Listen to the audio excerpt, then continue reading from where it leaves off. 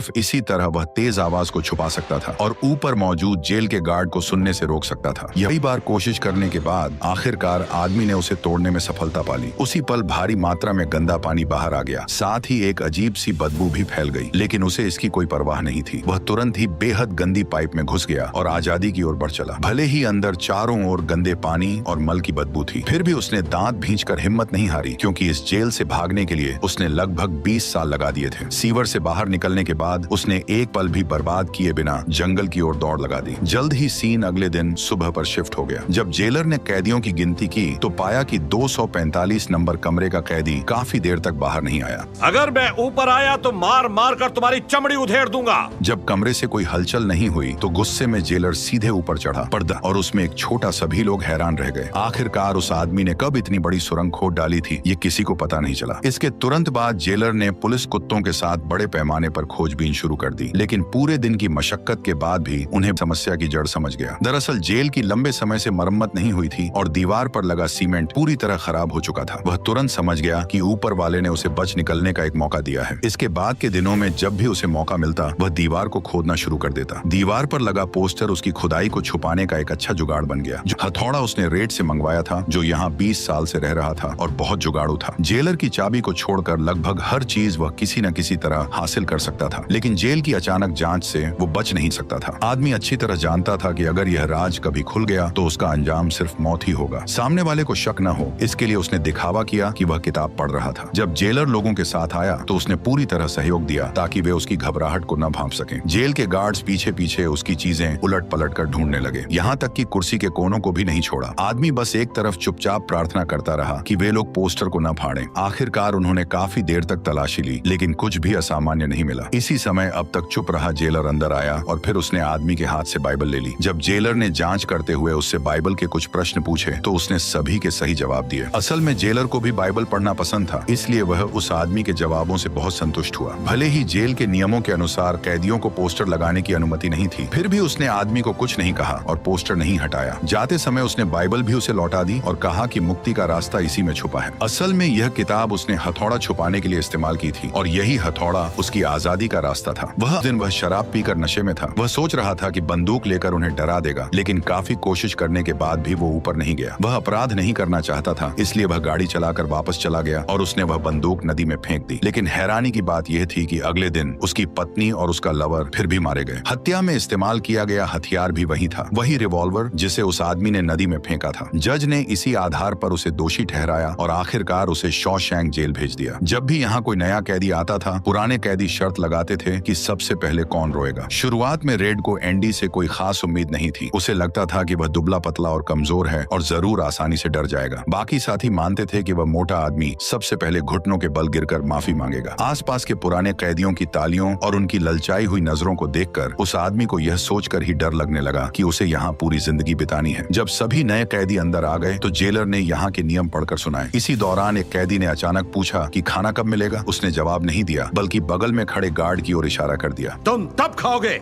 जब हम कहेंगे। बात भेजे में घुसिया नहीं, हरामजादे। इसके बाद उन्हें उनके शरीर की गंदगी साफ करवाने के लिए ले जाया गया। जब यह सब हो गया तो उन्हें बिना कपड़ों के ही जेल की कोठरियों में लाया गया। इन नए कैदियों को यह बात अच्छी तरह समझ आ गई थी कि जैसे ही लोहे का दरवाजा बंद हुआ, उनकी जिंदगी अब उनकी नहीं रही, बल्कि शॉशैंक जेल की हो गई। तभी रेड के साथियों ने रो रहे मोटे लड़के को चुप कराने के लिए अपने दोस्तों से परिचय करवाने का आइडिया दिया, लेकिन मोटा आदमी बस एक ही बात दोहराए जा रहा था, मुझे यहाँ नहीं रहना। उससे और बर्दाश्त नहीं हुआ। वह रोने और चिल्लाने लगा कि उसे घर जाना है। जल्द ही उसके शोर ने जेल के गार्ड्स का ध्यान अपनी ओर खींच लिया। जब वे पहुंचे तो मोटा आदमी और भी तेज रोने लगा और उनसे उसे जाने देने की विनती करने लगा। अंत में उसे बेरहमी से घसीटकर बाहर ले जाया गया। फिर कप्तान ने उसकी जमकर पिटाई की। आसपास के कैदी यह सब देख नहीं सके और उसके लिए रहम की भीख मांगने लगे, लेकिन किसी भी गार्ड ने उनकी एक भी बात नहीं सुनी और वे उसे बेरहमी से पीटते रहे। ज्यादा देर नहीं बीती थी कि मोटा आदमी जमीन पर पड़ा रहा और उसमें कोई हलचल नहीं हुई। इसके बाद कप्तान ने लोगों से कहा कि उसे मेडिकल रूम ले जाया जाए और बाकी कैदियों को चेतावनी दी कि अगर उन्होंने फिर शोर मचाया तो उनका भी यही हाल होगा। लेकिन जब मोटे आदमी वहाँ पहुँचाया गया तब तक डॉक्टर जा चुके थे और वह पूरी रात वहीं पड़ा रहा। सुबह जब डॉक्टर जल्दी जल्दी पहुंचे तब तक कुछ भी किया नहीं जा सकता था। जो कैदी उसे दोस्त बनाना चाहता था वह यह सुनकर वह यकीन नहीं कर पाया और सबको यह बात समझ आ गई कि यहाँ एक कैदी की जान की कोई कीमत नहीं थी। सब लोग पहले की तरह ही खाते पीते रहे, किसी को उसकी याद नहीं रही। जल्द ही एंडी को भी परेशानी का सामना करना पड़ा क्योंकि लड़कों के साथ बलात्कार करने वाले गे कैदी की उस पर नजर पड़ गई। किसी से टाका भिड़ा या नहीं?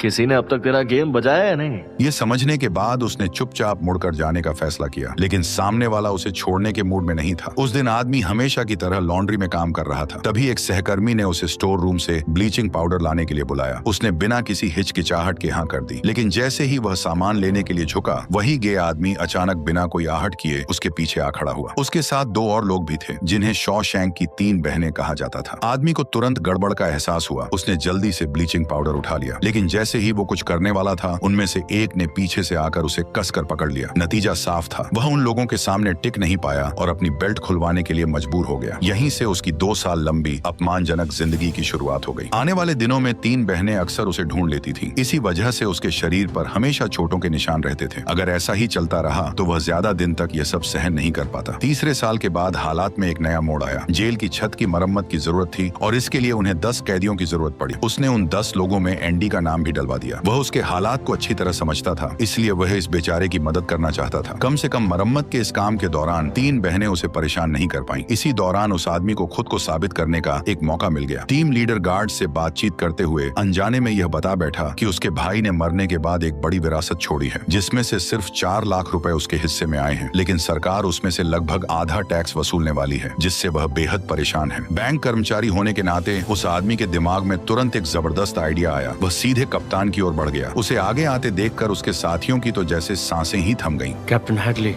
अपनी बीवी पर भरोसा है? यह देखकर कप्तान को अचानक शर्मिंदगी महसूस हुई और उसने उसे यहीं से नीचे धक्का देने का मन बना लिया। लेकिन इससे पहले कि वह उसे नीचे फेंक पाता, उस आदमी ने तुरंत कहा कि वह उसे उसके 4 लाख रुपए बिना टैक्स दिए दिलवा सकता है और इसके लिए उसे 1 भी रुपया देने की जरूरत नहीं पड़ेगी। यह सुनते ही गार्ड अचानक रुक गया। उस आदमी ने बताया कि उसने पहले भी ऐसे कई लोगों की मदद की थी और वह उसकी भी मदद करना चाहता है, लेकिन उसकी शर्त बस इतनी थी कि वह सब कैदियों को 3-3 बोतल ठंडी बियर पिलाए। कैप्टन को पता था कि वह एक बैंक मैनेजर था और वो इस मामले में एक्सपर्ट था, इसलिए उसने बिना किसी हिचकिचाहट के उसकी बात मान ली। पर फिर भी बाकी लोगों में अभी भी डर था कि कहीं सामने वाला गुस्से में आकर उस आदमी को मार न डाले। आखिरकार सबने सच में बियर पी, जो उनके लिए सबसे बड़ी खुशी की बात थी। ये सब हिस्ट्री के सबसे सख्त जेलर द्वारा अपनी ही जेब से खरीदी गई बियर थी। उस पल धूप सब पर पड़ रही थी। वे अब कैदी नहीं बल्कि आम मजदूरों की तरह लग रहे थे, जो काम खत्म होने के बाद दोपहर की चाय का आनंद ले रहे हों। यही वह चीज थी जिसे वह आदमी देखना चाहता था। वह चाहता था कि सब लोग बाहर के लोगों की तरह सामान्य जीवन जी सकें, भले ही कुछ मिनटों के लिए ही क्यों ना हो। जल्द ही छत की मरम्मत का काम अंतिम चरण में पहुंच गया और वे फिर जेल लौट आए। उस दिन लंबे समय से अकेली पड़ी 3 बहनें फिर उसके पास आ गईं। उनकी नतीजा यह हुआ कि उसे और भी ज्यादा टॉर्चर झेलना पड़ा और कुछ ही देर में उन्होंने उसे काबू में कर लिया। अब मैं अपनी जिप खोलने वाला हूँ और उसमें से जो भी निकलेगा वो तुझे मुंह में लेना पड़ेगा।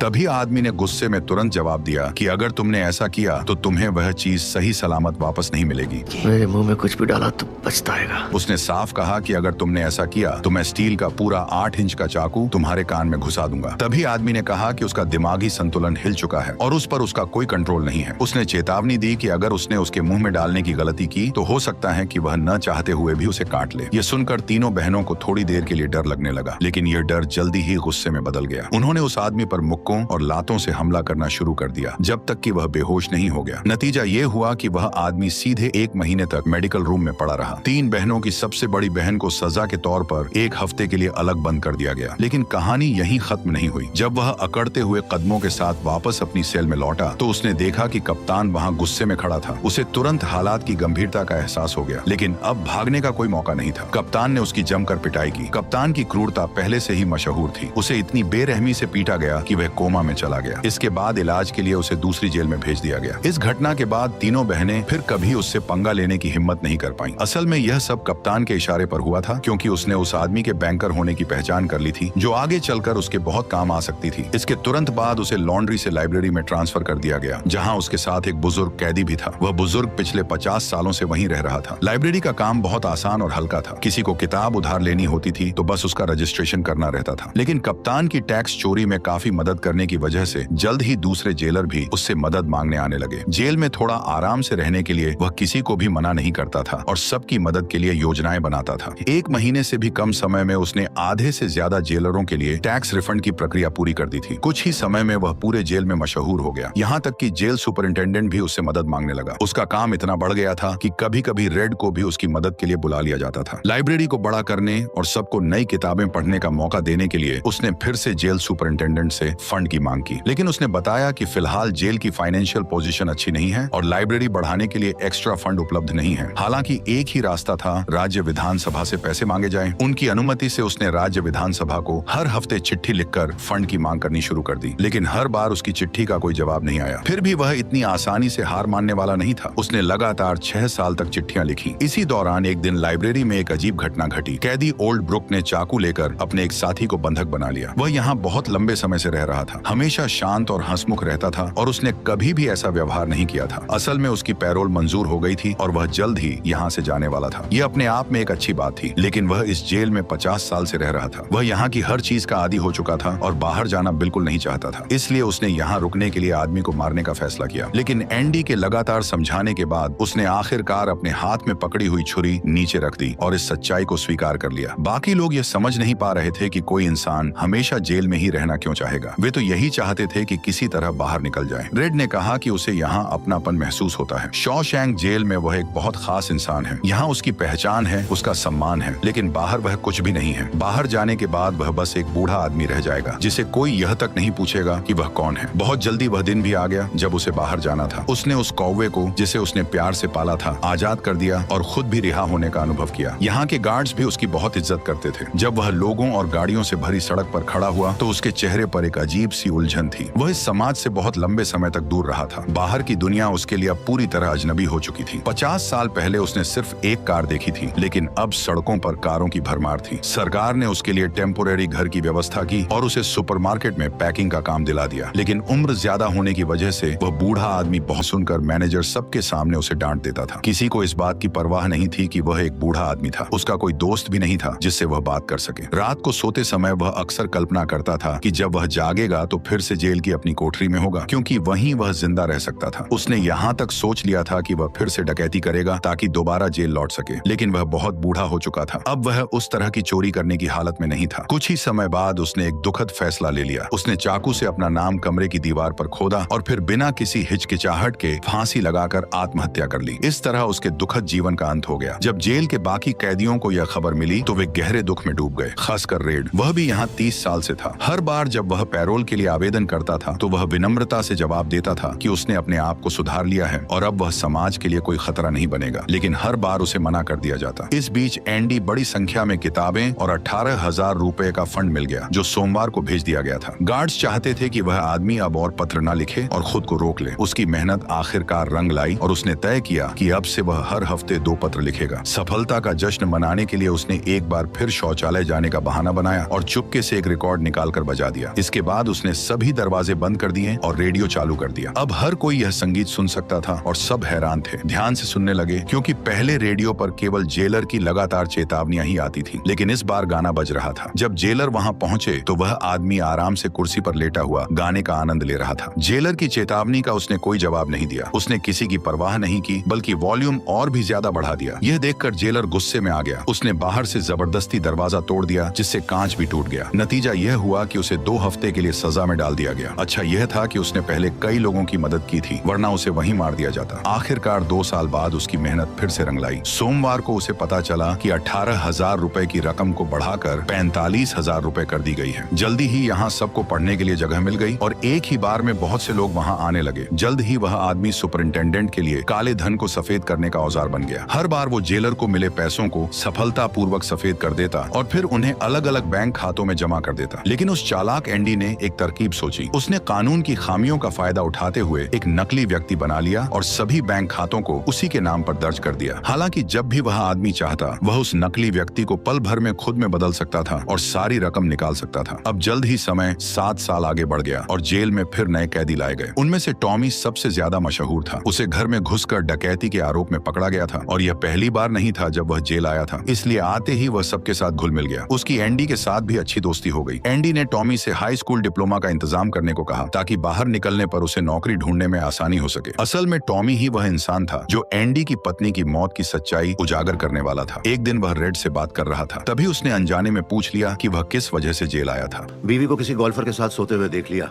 वहीं भून डाला। यह सुनकर टॉमी को अचानक 4 साल पुरानी एक घटना याद आ गई। उस समय वह एक दूसरी जेल में सजा काट रहा था। एक दिन उसके पास एक कैदी आया जो खास तौर पर घरों में चोरी करता था और अपने गुनाहों को बढ़ चढ़कर बताना उसे बहुत पसंद था। उसने अपने हाल ही के एक अपराध के बारे में बताया और कहा कि वह एक गोल्फ कोच के घर में घुस गया था। वहाँ उसने उस आदमी को एक औरत के साथ रोमांस करते हुए पकड़ लिया। गुस्से में आकर उसने दोनों की हत्या कर दी। बाद में उसे पता चला कि वह औरत पहले से शादीशुदा थी। उसका पति एक बड़ा बैंकर था और वह बैंकर कोई और नहीं बल्कि सामने बैठा एंडी ही था। सुनते ही एंडी सब समझ गया। उसी पल उसे एहसास हो गया कि उस साल जो हुआ था उसकी सच्चाई यही थी। वह पूरी तरह निर्दोष था। इसके बाद एंडी तुरंत जेलर के पास गया। उसे उम्मीद थी कि अब दोबारा मुकदमा शुरू होगा और उसे न्याय मिलेगा। लेकिन हैरानी की बात यह थी कि जेलर जो उसे सिर्फ पैसे कमाने का जरिया मानता था, साफ एंडी जानता था कि असल वजह क्या है। वह आदमी उसे यहाँ से जाने ही नहीं देना चाहता था। सर, अगर मैं रिहा हो भी गया तो आपके खिलाफ कभी मुंह नहीं खोलूंगा। उस पैसे के लिए जितने गुनाहगार आप हैं, मैं भी हूँ। ये सुनते ही जेलर को जबरदस्त गुस्सा आ गया। उसने अपने आदमियों को बुलाया और एंडी को जबरन बाहर निकालकर 1 महीने के लिए अंधेरी सजा में डाल दिया। इसके बाद उसने टॉमी को बुलवाने के लिए लोगों को भेजा। टॉमी को जरा भी अंदाजा नहीं था कि यह सब जेलर द्वारा बिछाया गया एक जाल है। पहले वार्डन ने उससे बड़े शांत तरीके से बात की, उसे सिगरेट पिलाई और भरोसे में लेने की कोशिश की ताकि यह पक्का हो जाए कि एंडी का मामला वैसा ही है जैसा टॉमी ने बताया था। तभी टॉमी ने साफ साफ कहा कि उसने जो कुछ भी बताया है वह पूरी तरह सच है और वह कोर्ट में गवाही देने के लिए भी तैयार है। यह सुनकर वार्डन ने राहत की सांस ली। फिर उसने जमीन पर गिरी सिगरेट को मसल दिया और पहले से बहाना तैयार था। कहा गया कि टॉमी जेल से भागने की कोशिश कर रहा था। पकड़े जाने पर उसने हमला किया, इसलिए मजबूरी में उसे गोली मारनी पड़ी। इसके बाद वार्डन ने एंडी से संपर्क किया जो अभी भी सजा के तौर पर अलग रखा गया था। उसने उससे दोबारा काम पर लौटने की उम्मीद जताई, लेकिन जब एंडी ने मना कर दिया तो वार्डन धमकियों पर उतर आया। उसने कहा कि वह लाइब्रेरी जला देगा ताकि कोई किताब न पढ़ सके या फिर उसे शॉशैंक की 3 बहनों के साथ बंद कर देगा और तब उसे बचाने कोई नहीं आएगा। आखिरकार जब कोई रास्ता नहीं बचा तो एंडी को मजबूरी में समझौता करना पड़ा, लेकिन उन्हें क्या पता था कि वह आदमी बहुत जल्द उनकी नाक के नीचे से भागने वाला है। इसके बाद वह रेड से विदा लेने गया और पहली बार खुलकर अपना सपना बताया। उसने कहा कि वह एक छोटे से शहर जिहुआटाने जो जाना चाहता है, जो प्रशांत महासागर के किनारे बसा है। वहाँ वह एक पुरानी नाव खरीदेगा, उसे अपने हाथों से ठीक करेगा और फिर एक छोटा सा रेस्टोरेंट खोलेगा जहाँ वह अपनी बाकी जिंदगी शांति से बिताएगा। इतना कहने के बाद उसने रेड से एक और मदद मांगी। उसने कहा कि अगर कभी तुम बाहर जाओ तो एक जगह है जिसे बक्सटन कहते हैं। वहाँ एक खुला घास का मैदान है। उसके उत्तर छोर पर एक बड़ा शहतूत का पेड़ खड़ा है। उसी पेड़ के पास पत्थरों से बनी एक छोटी सी दीवार है। उन पत्थरों के बीच एक काली ज्वालामुखी की चट्टान है। उसके नीचे कुछ दफन है। मैं चाहता हूँ कि वह खास चीज तुम रखो। ये सुनकर रेड पूरी तरह हैरान रह गया। उसे समझ नहीं आया कि एंडी अचानक ऐसी अजीब सी बातें क्यों कर रहा है। वह यही सोचता रहा कि शायद लंबे समय हो रहे टॉर्चर ने उसके दिमाग पर असर डाल दिया है। उस दिन एंडी हमेशा की तरह वार्डन के लिए काले धन को सफेद कर रहा था, लेकिन जैसे ही वार्डन तिजोरी का दरवाजा खोलने गया, एंडी ने बेहद चालाकी से अपने हाथ में मौजूद असली दस्तावेजों को नकली दस्तावेजों से बदल दिया। वार्डन को जरा सी भी भनक नहीं लगी। उसने बिना किसी शक के वे कागज तिजोरी में रख दिया कि वह उसके चमड़े के जूते अच्छी तरह साफ कर दे। एंडी ने जूते चमका दिए, लेकिन फिर वही जूते खुद पहन लिए। रेड उसकी यह हालत देखकर बेहद परेशान हो गया। जैसे ही जेल में लाइट बंद हुई, उस आदमी ने अपनी कैदी की वर्दी उतार दी और वार्डन से चुराया हुआ सूट पहन लिया। आखिरकार 20 साल की मेहनत के बाद दीवार के पीछे खोदी गई सुरंग पूरी तरह तैयार थी। आज की रात ही वह आजाद होने वाला था। रात के अंधेरे का फायदा उठाकर उसने अपनी योजना को अंजाम दिया और सफलतापूर्वक जेल से बाहर निकल गया। अगले ही दिन वह बैंक पहुंचा और वार्डन के सारे काले पैसे निकाल लिए। फिर एक स्पोर्ट्स कार खरीदी और किसी और जगह निकल गया। जब वार्डन ने दोबारा तिजोरी खोली तो वहाँ उसे सिर्फ वही बाइबल मिली। शब तक बहुत देर हो चुकी थी। उस आदमी ने वार्डन की घूसखोरी और मर्डर्स से जुड़े सारे सबूत अखबार को भेज दिए थे। खबर मिलते ही फेडरल जांच एजेंसी के लोग जेल पहुंच गए। वार्डन के साथ मिला हुआ कप्तान भी कानून की सजा से नहीं बच पाया। वार्डन जानता था कि अगर वह जेल गया तो या तो उसे गोली मार दी जाएगी या फिर वही कैदी उसे मार डालेंगे जिन्हें वह सालों तक कुचलता रहा था। घुट घुट कर जीने से बेहतर उसने आत्महत्या करना ही ठीक समझा और सब कुछ खत्म कर दिया। मरते दम तक वह यह नहीं समझ पाया कि उस आदमी ने उसे इतनी चालाकी से कैसे बर्बाद कर दिया। एंडी चला गया था, लेकिन शॉशैंक जेल में उसकी कहानियां आज भी जिंदा थीं। सभी लोग उसकी बहुत तारीफ करते थे। जो आदमी देखने में कमजोर लगता था वह भी अपने दिमाग से वार्डन के एल लगा गया। वार्डन की मौत के बाद सबकी जिंदगी काफी बेहतर हो गई और रेड को भी अपनी तीसरी पैरोलर्जी का मौका मिला। वह पहले ही 40 साल से कैद था और इस बार जेलर ने आखिरकार उसकी अर्जी मंजूर कर ली। वह ठीक उसी तरह जैसे कभी बूढ़े ब्रुक्स ने किया था, एक साफ सुथरा सूट पहनकर जेलर के सामने जेल के मेन गेट से बाहर निकल गया। लेकिन वापसी के रास्ते में भी उसके चेहरे पर वही परेशानी और उलझन था। शहर पहुंचते ही उसे उसी कमरे में रखा गया जहां ब्रुक्स रहता था और वहीं सुपरमार्केट की नौकरी भी दी गई। ये साफ था कि वह बाहर की जिंदगी के लिए आदी नहीं हुआ था, क्योंकि वह अक्सर एक ही सवाल करता था, फ्रेश होके आऊं बॉस? हर बार तुम्हें जब जाना हो तो मुझे पूछने की जरूरत नहीं, तुम जा सकते हो, समझ गए? आदमी को जेल में 40 साल हो गए थे, इसलिए हर बार परमिशन लेना उसके रोजमर्रा की जिंदगी में आ गया था। पर वह चाह कर भी उसे छोड़ नहीं पा रहा था कि वह वापस जेल में भेज दिया जाए। वो भी ब्रुक्स की तरह अपनी जान देना चाहता था, पर दिल में उस आदमी से किया वादा अब भी था। फिर वो बताई गई जगह पहुंचा। कई ऊंचे पहाड़ों को पार करने के बाद उसने आखिरकार वह बड़ा पेड़ ढूंढ लिया। पत्थरों से बनी दीवार के साथ चलते हुए उसे काली ज्वालामुखी की चट्टान दिखी। जब उसने उसे हटाया तो उसके नीचे सचमुच कुछ छुपा था, एक धूल भरा लोहे का डिब्बा। जब चारों ओर कोई नहीं था तब रेड ने उसे खोला। उसके अंदर एक चिट्ठी और नोटों की एक गड्डी थी। चिट्ठी में एंडी ने लिखा था कि उसने जूहा तानियों के छोटे कस्बे में सब कुछ तैयार कर रखा है, बस अब रेड के आने का इंतजार है। ये पढ़ते ही रेड बिना एक पल गवाए तुरंत एंडी से मिलने के लिए निकल पड़ा। उसने काफी लंबा सफर तय किया और जब आखिरकार वहां पहुंच गया तो देखा कि एंडी अपनी बताई गई नाव को घिस रहा था। तभी अचानक एंडी की नजर रेड पर पड़ी और उसे देखकर वह बेहद खुश हो गया और यहीं पर यह शानदार मूवी खत्म हो गई। अगर आपको यह वीडियो अच्छी लगी हो तो हमारे चैनल को सब्सक्राइब और वीडियो को लाइक जरूर कीजिएगा।